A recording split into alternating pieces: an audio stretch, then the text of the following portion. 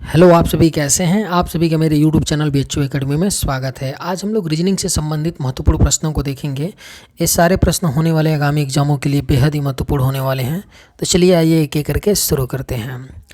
नीचे दी गई श्रृंखला में गलत संख्या ज्ञात कीजिए।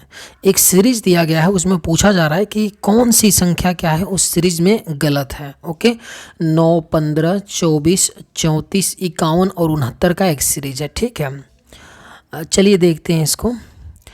एक चीज़ अगर हम लोग ध्यान से देखें ना, तो क्या हो रहा है कि इंक्रीजिंग आर्डर में यानी बढ़ते क्रम में संख्याएं दी गई हैं सीरीज में। तो जाहिर सी बात है, इसमें क्या हो रहा होगा, या तो किसी संख्या का गुणा हो रहा होगा या तो किसी संख्या का एडिशन हो रहा होगा, यही हो रहा होगा, तभी तो इंक्रीजिंग आर्डर में जा रहा है ये सीरीज। ओके, तो पहले हम लोग देख लेते हैं सम से। 9 में क्या जोड़ें कि 15 आ जाए। अगर +6 करते हैं 9 में तो 15 आ जाएगा ना। और 15 में क्या जोड़ें कि 24 आ जाए, कितना, +6।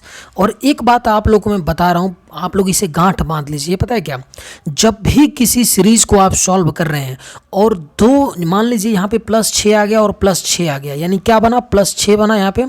15, 5, 20, 20, 4, 24, यहाँ 6 नहीं बनेगा, यहाँ पे क्या बनेगा आपका 9 बनेगा, +9 होगा ना, तभी तो 24 आएगा, +9। ठीक है, तो एक चीज़ जब भी आप लोग ध्यान दीजिएगा, जब भी किसी सीरीज में आप लोग सॉल्व कर रहे हैं तो दो डिफरेंस लीजिए। दो डिफरेंस आपने लिया, +6 आया एक, और दूसरा क्या है, +9 ऐड करने पे आपको आ रहा है। अब क्या करिए कि यहाँ नीचे आइए, यहाँ पे देखिए क्या हो रहा है, +3 का यहाँ पे क्या हो रहा है, डिफरेंस बन रहा है, +3 का बन रहा है ना। तब आगे हमें कुछ ज़्यादा सोचना नहीं है, आगे कुछ सोचना नहीं है ना, आगे सीरीज में कुछ करना है। जाहिर सी बात है कि जो अगली सीरीज, जो अगला एडिशन होगा किसी संख्या का, उसमें भी क्या होगा, यहाँ पे +3 का डिफरेंस रहा होगा, +3 का। तो यहाँ पे +3 का डिफरेंस होने के लिए यहाँ पे क्या रहा होगा, 12 रहा होगा, तभी तो होगा ना। यहाँ पे 9 और 12 में डिफरेंस +3 का, यानी 24 में हम क्या ऐड करेंगे, +12 ऐड करेंगे। जब 24 में +12 ऐड करेंगे तो क्या आ जाएगा, 36 आ जाएगा, आएगा ना 36। यानी कि 34 के स्थान पे क्या होना चाहिए था, 36 होना चाहिए। अब देखिए एक चीज़ और देख लेते हैं, 12 ऐड हुआ है तो यहाँ पे भी क्या ऐड होगा, 15 ऐड होगा, तभी तो +3 का डिफरेंस आएगा इनके बीच में। तो अब देखिए 36 में 15 ऐड कर देंगे तो कितना आ जाएगा, 51 आ जाएगा, आएगा कि नहीं। और 51 में इसी तरह 15 + 3 कर लीजिए, 18 ऐड करेंगे, 51 में 18 ऐड करेंगे तो कितना आ जाएगा आपका, 69 आ जाएगा। ऐड करके देख लीजिए, 8 1 9 और 5 1 6। यानी कि हमारा जो गलत संख्या था कौन सा था, 34 था। 34 की जगह 36 होगा, तब हमारा सीरीज बनेगा 9, 15, 24, 36 का। और उनके बीच लॉजिक जो बैठेगा वो क्या होगा, +6, +9 ऐड हो रहा है, +12 ऐड हो रहा है, +15 ऐड हो रहा है, और उसके बाद +18 ऐड हो रहा है। ये आपका एक सीरीज बनेगा। तो हमारा करेक्ट आंसर क्या हो जाएगा, ऑप्शन डी हो जाएगा। 34 इसमें गलत है, 34 के स्थान पे 36 होना चाहिए। चलिए अगले प्रश्न पे चलते हैं। नीचे दिए गए विकल्पों में से संबंधित संख्या को चुनिए। ठीक है, आपका एक क्वेश्चन दे रखा है, 123, 4, 41, 32 और 67, 82। तो जब भी ऐसा प्रश्न आपको मिले ना, तो हमें क्या करना होता है, हम क्वेश्चन मार्क के स्थान पे क्या आएगा, कैसे करेंगे, हमें पहली जो दो संख्याएं दी गई हैं उनको ध्यान से देखना होता है कि उनके बीच एक दूसरे से कैसे वो संबंधित है। जो लॉजिक उनके बीच में होता है ना, वही लॉजिक हम लोग जहां पर पूछा जाता है क्वेश्चन मार्क, वहां पर और उसके अगली वाली संख्या में हम लॉजिक लगाते हैं। ठीक है, एक चीज़ आप लोग ध्यान से अगर देखेंगे, यहाँ पे क्या है, 123, 4 है, और इसमें भी सेम वही डिजिट है, यानी कि 4 यहाँ भी है, 1 यहाँ भी है, 2 यहाँ भी है, 3 यहाँ भी है। और एक और चीज़ यहाँ पे देखिए, 67, 82 है ना, तो ऑप्शन में भी आप देखिए क्या है, 67, 82 सारे ऑप्शन में है, यानी कि जो डिजिट 67, 82 में है वही डिजिट ऑप्शन ए में भी है, ऑप्शन बी में भी मिलेगा, ऑप्शन सी में भी मिलेगा, ऑप्शन डी में। तो कहीं ना कहीं यहाँ पे क्या हो रहा है कि किसी चीज़ का समेशन नहीं हो रहा है, ना सब्सट्रैक्शन हो रहा है, ना मल्टीप्लिकेशन हो रहा है, सिर्फ डिजिट का क्या कर रहे हैं, हेर फेर किया जा रहा है, इंटरचेंज किया जा रहा है। तो चलिए देख लेते हैं कैसे कर रहे हैं। 1 2 3 4, ओके, और यहाँ पे क्या इन्होंने लिखा है, 4 1 3 2, यानी ये कैसे बदल रहे हैं। लास्ट वाले को थोड़ा सा साफ से लिखते हैं। ओके, 1 2 3 4, ओके, इसको इन्होंने क्या लिखा है, 4 1 3 2, यानी जो लास्ट वाला है उसको पहले लाए हैं, जो पहले स्थान पे है उसको सेकंड प्लेस पे ले गए हैं, और जो सेकंड प्लेस पे है उसको लास्ट प्लेस पे ले गए हैं, और थर्ड वाले का एज इट इज प्लेस है। ओके, तो सेम यही हम लोग लगाएंगे 6 7 8 2 में पैटर्न। ठीक है, क्या करेंगे हम लोग, 6 को क्या करेंगे, शुरू में लेके जाएंगे, ले जाएंगे ना, 6 को शुरू में ले जाएंगे, तो लिख दिया मैंने यहाँ पे। और जो पहला है वो क्या होगा, सेकंड प्लेस पे चला जाएगा, माफ़ी चाहते हैं, यहाँ पे 6 को नहीं हम लाएंगे, 2 को शुरू में लाएंगे ना, क्योंकि 4 को लाएं तो 2 को शुरू में लाएंगे, और 6 क्या हो जाएगा, सेकंड प्लेस पे चला जाएगा। 26। ओके, और आपका जो दूसरा है 2 क्या है, वो कहाँ चला जाएगा आपका, 7 कहाँ चला जाएगा, लास्ट में चला जाएगा, क्योंकि 2 लास्ट में गया है तो 7 यहाँ आ जाएगा आपका, कहाँ आ जाएगा 7 लास्ट में आ जाएगा, लास्ट में आपका 7 आ जाएगा। और 8 क्या होगा, एज इट इज हो जाएगा। तो हमारा क्या बन जाएगा 26 87। किस ऑप्शन में दिया है, ऑप्शन ए में दे रखा है। कहाँ पर, ऑप्शन ए में दिया है। तो हमारा करेक्ट आंसर क्या हो जाएगा, ऑप्शन ए। अब देखिए आप ऐसा कीजिए ही मत, इतना करने की ज़रूरत नहीं है, इसमें टाइम लगेगा आपको। आप सीधे सीधे एक चीज़ समझिए, मैं एक बात समझिएगा। जाहिर सी बात है कि 12 34 को इन्होंने क्या किया, 4 को पहले किया है, ठीक है, यानी कि जो लास्ट वाला था उसको पहले लाया है। तो उसी तरह हम लोग क्या करेंगे, यहाँ पे 2 है, 67 82, 2 को जो लास्ट में है उसको शुरू में लाएंगे, तो मैंने शुरू में ला दिया। ओके, अब इन्होंने क्या किया समझिएगा ध्यान से, कि जो इसमें पहला है उसको सेकंड पे लेके गए हैं, ले गए हैं ना, तो जो पहला है उसको हम सेकंड पे लेके चले जाते हैं 26, ठीक है। अब आगे आप करिए ही मत, देखिए 26 कहाँ पे स्टार्टिंग किस में हो रहा है, ऑप्शन केवल ए में हो रहा है। तो हमारा करेक्ट आंसर क्या हो जाएगा, ऑप्शन ए, और ऑप्शन ए मार के हमें निकलना है, पूरा करना ही नहीं है, क्योंकि 26 से कोई भी ऑप्शन स्टार्ट नहीं हो रहा है, तो हमें पूरा करने की कोई ज़रूरत नहीं है। आप समझ पा रहे होंगे। चलिए अगले प्रश्न पे चलते हैं। दी गई आकृति में कितने आयत हैं, आपको एक आकृति दी गई है, उसमें बताना है कि कितने आयत हैं। इस तरह का प्रश्न एसएससी या रेलवे में एक पूछ ही लिया जाता है, और जनरली हम लोग गलत कर देते हैं, बच्चे भी गलत कर देते हैं। क्यों गलत करते हैं, क्योंकि जब एसएससी में पूछता है ना, तो उसमें इतना बड़ा देगा ना कि उसमें 25 24 23 18 20, इससे कम उसमें या तो आयत नहीं बनेंगे, ट्रायंगल नहीं बनेंगे। तो उसके लिए आप जितना प्रैक्टिस करेंगे, बारीकियाँ समझेंगे, सीखेंगे, और उसको मतलब अच्छे तरीके से ओवरव्यू लेंगे ना, किसी भी इमेज का एनालाइज करेंगे एकदम बिल्कुल अच्छे तरीके से, तभी आप कर पाएंगे, ठीक है।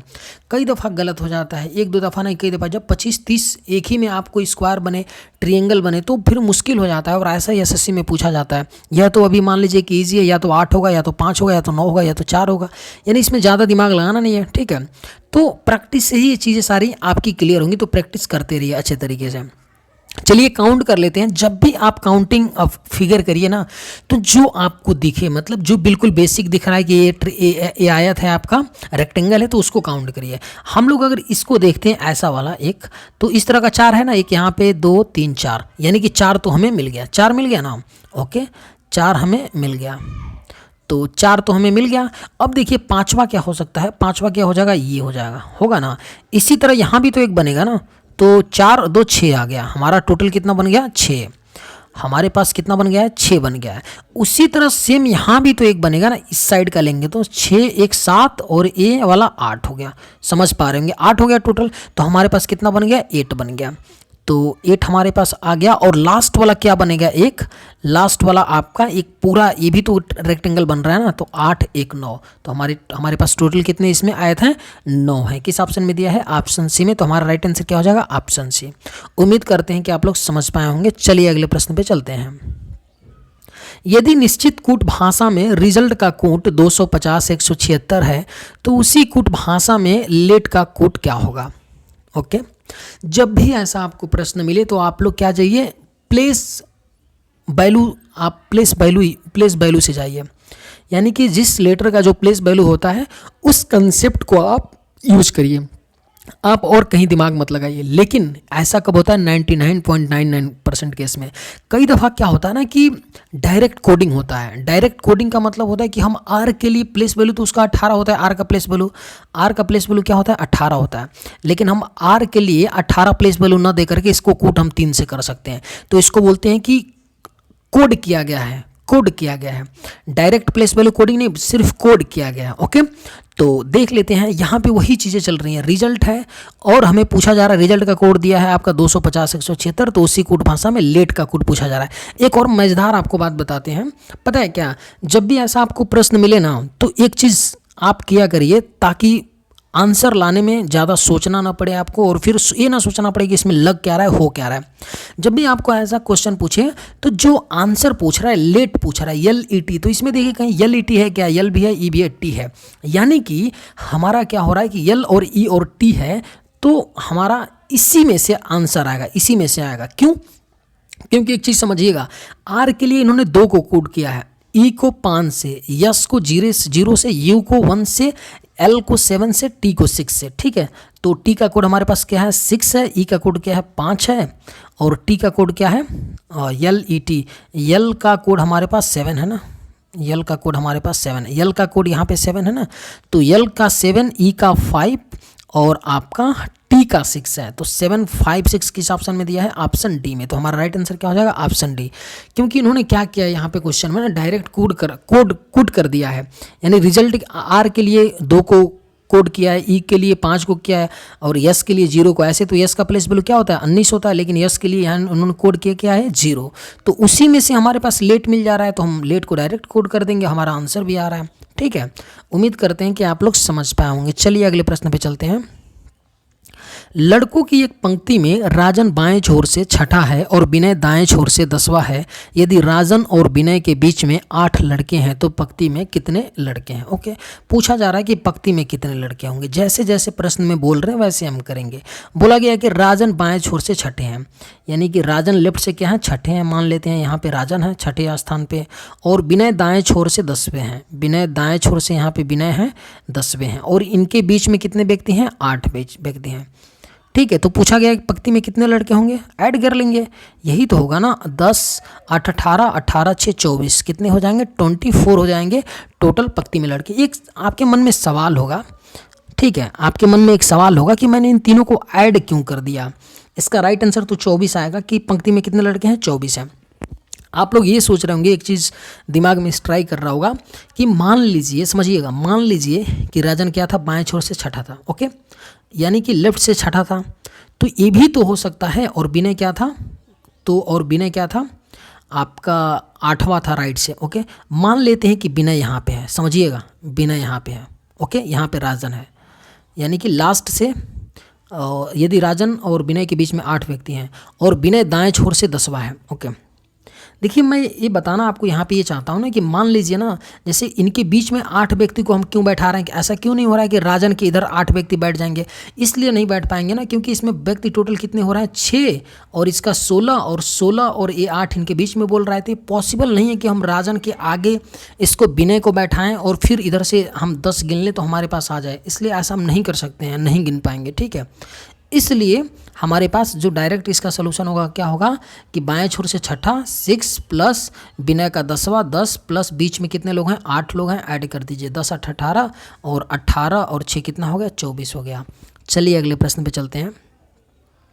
दिए गए 4 विकल्पों में से कौन सा विकल्प नीचे दिए गए शब्दों का सार्थक क्रम दर्शाता है।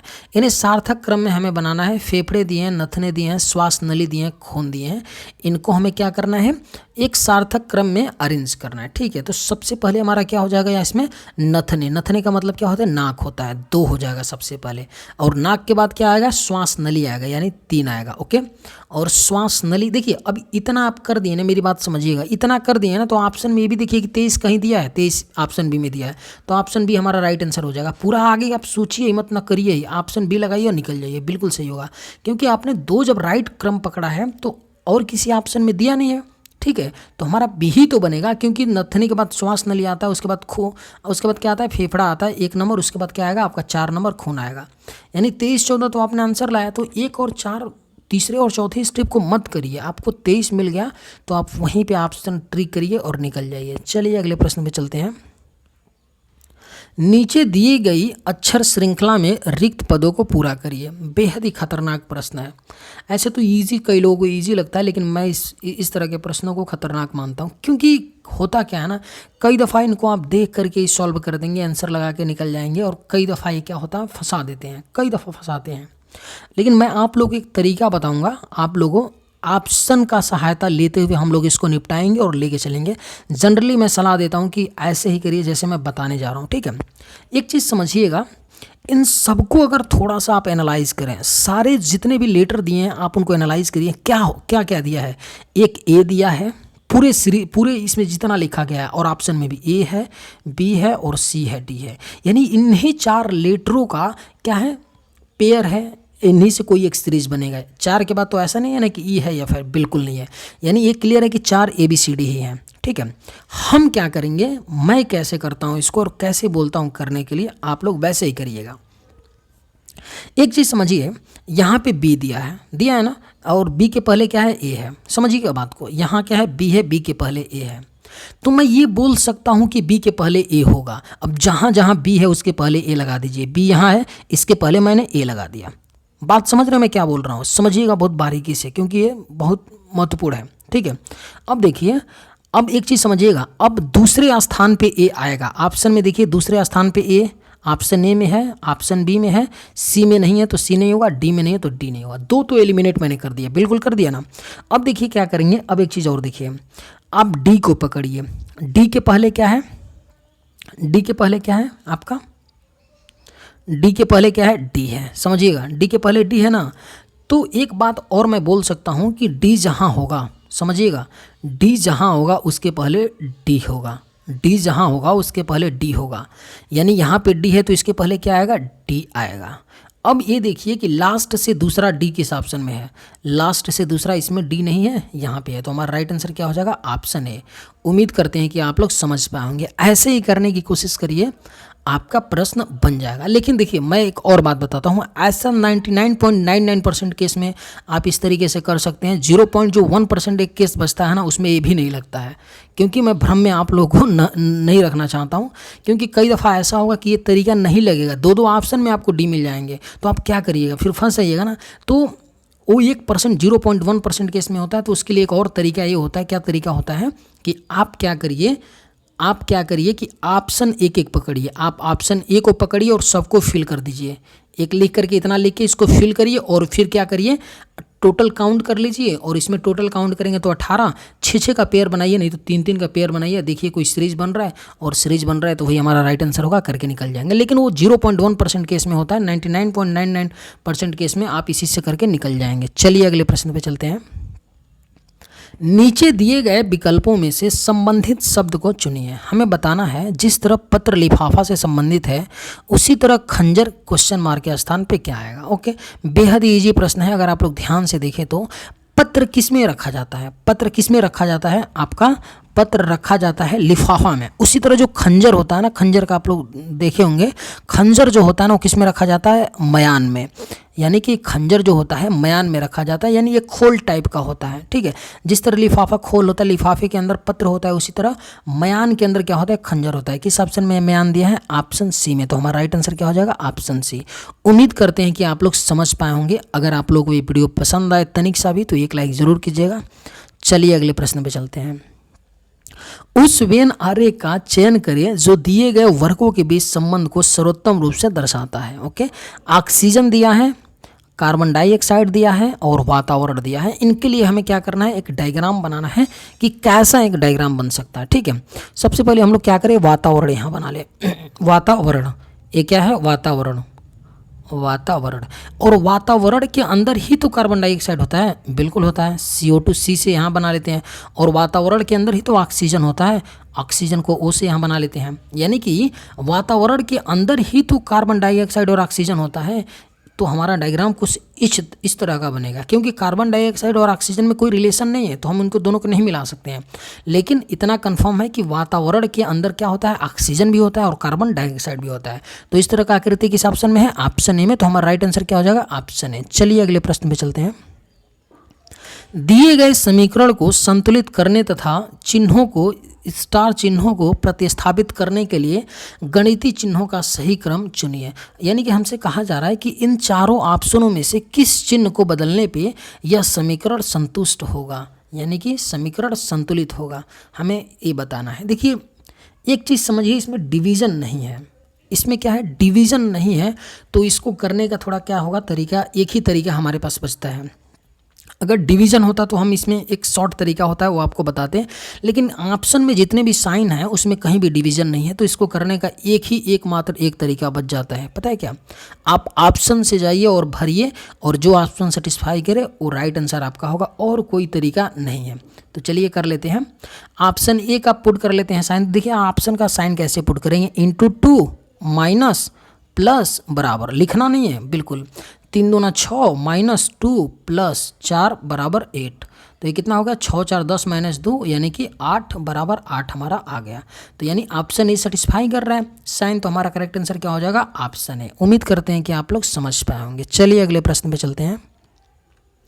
शीला रवि की भाभी है, राम रवि के भाई हैं, राम की पत्नी शीला है, दीपा रवि की बहन है। यानी ब्लड रिलेशन का प्रश्न है। आगे आप पढ़िए ही मत, पूरा ब्लड रिलेशन का प्रश्न है। और ब्लड रिलेशन का जो टॉपिक है अपने आप में एक अच्छा टॉपिक माना जाता है, ठीक है। लेकिन एसएससी और रेलवे में जनरली उतने यहाँ से टफ क्वेश्चन नहीं बनते हैं, फिर भी ठीक ठाक बनते हैं अदर टॉपिक की अपेक्षा, ठीक है।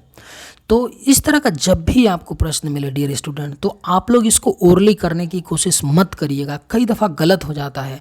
हमें देखिए 10 सेकंड के बजाय 12 सेकंड हमें किसी प्रश्न में लगे, लेकिन उसका जो उत्तर हो ना हम सही लाएं। समझ रहे हैं, टाइम तो मैटर करता है कि आप कम टाइम में लाएं, लेकिन ऐसा ना हो कि कम टाइम के चक्कर में आप गलत ही आंसर लाएं, तो फिर उसका कोई औचित्य नहीं रह जाएगा ना, बिल्कुल नहीं रहेगा, ठीक है। तो इसको करने का एक तरीका, बेस्ट तरीका यह है कि जैसे जैसे बोलें आप क्या करिए, ट्री बनाइए और तुरंत निकलिए। प्रैक्टिस करेंगे तो ट्री बहुत जल्दी बना लेंगे। चलिए बनाते हैं।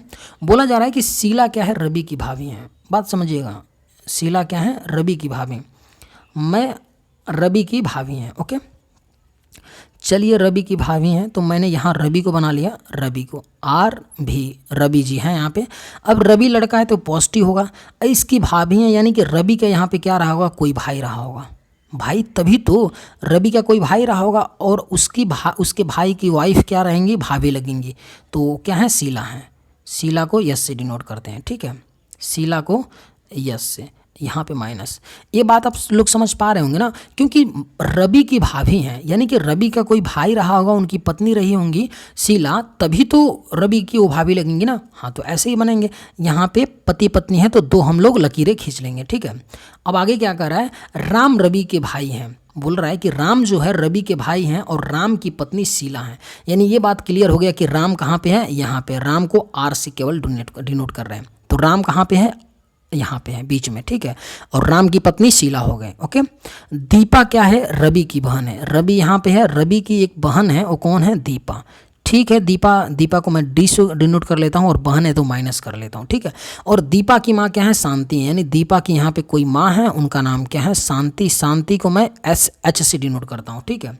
तो हमसे पूछा क्या गया है, शांति को थोड़ा नीचे बनाते हैं ताकि SH, शांति क्या है, माँ है तो माइनस में रख लेते हैं इनको, ठीक है। तो पूछ रहा है हमसे कि शीला शांति से कैसे संबंधित है। ये जो शीला जी यहाँ पे हैं वो शांति से यहाँ पे कैसे संबंधित है। तो सिंपल सी बात है, जो ये शांति हैं, शांति के बेटे की क्या है, पत्नी है। तो शांति की क्या लगेंगी, शीला, बहू ही तो लगेंगी ना, बहू ही तो लगेंगी ना। तो बहू को क्या बोलते हैं, इनके पुत्र की क्या है, वाइफ है, तो पुत्र वधू। तो किस, हमारा राइट आंसर क्या हो जाएगा, पुत्र वधू। किस ऑप्शन में दिया गया है, ऑप्शन बी में। जो शीला है शांति की क्या है, पुत्र वधू है। तो करेक्ट आंसर क्या हो जाएगा, ऑप्शन बी, पुत्र वधू। उम्मीद करते हैं कि आप लोग समझ पाए होंगे। चलिए अगले प्रश्न पे चलते हैं। इसका करेक्ट आंसर क्या होगा, ऑप्शन बी, पुत्र वधू। कथनों को पढ़ें और दिए गए विकल्पों में से निष्कर्ष चुनें। कथन क्या दिया है, सतलज नदी जब तक स्वच्छ थी तब तक वहाँ सिंधु डॉल्फिन पाई जाती थी, ओके। और हमें बताना है कि निम्न कथनों में से एक उपयुक्त हमें चुनना है, ठीक है। हमें अनुमान लगाना है कि इसमें से जो स्टेटमेंट दिया है सच है कि नहीं। पूछ रहा है कि सतलज नदी जब तक स्वच्छ थी, समझिएगा, तब तक वहाँ सिंधु डॉल्फिन पाई जाती थी। कथन ए दिया है, क्या दिया, बोल रहा है कथन निश्चित रूप से सच है। बी बोल रहा है कथन शायद सच है। सी बोल रहा है कथन निर्धारित नहीं किया जा सकता है। डी बोल रहा है कथन निश्चित रूप से गलत है। इसका करेक्ट आंसर क्या हो जाएगा, ऑप्शन ए, कथन निश्चित रूप से सच है। क्यों, एक कॉमन सेंस आप लोग लगाइएगा। देखिए अपने आप में एक अच्छा क्वेश्चन है, एक कॉमन सेंस लगाइएगा। कई दफ़ा हम लोग गलत कर देते हैं। सतलज बोल रहा है कि सतलज नदी जब तक स्वच्छ थी। अब यहाँ कॉमन सेंस हम लोग ये लगाएंगे कि जाहिर सी बात है कि जो भी नदियाँ स्वच्छ रहेंगी तो जो भी जीव जंतु उसमें रहेंगे क्या रहेंगे, फलते फूलते रहेंगे, उन्हें कोई दिक्कत नहीं होगी, कोई जंतु विलुप्त नहीं होगा। तब तक वहाँ सिंधु डॉल्फिन पाई जाती थी। तो बिल्कुल बात सही कह रहा है, यानी नदी जब तक स्वच्छ थी तब तक पाई जाती थी। मान लीजिए बाद में दूषित हो गई तो जाहिर सी बात है कि उसके दुष्परिणाम होंगे, तो मछलियाँ कई सारी वहाँ विलुप्त हो सकती हैं। तो इसलिए कथन क्या है, बिल्कुल सही है। चलिए आज की वीडियो में बस इतना ही। अगर आप लोग को ये वीडियो पसंद आए तो एक लाइक ज़रूर कीजिएगा। थैंक्स।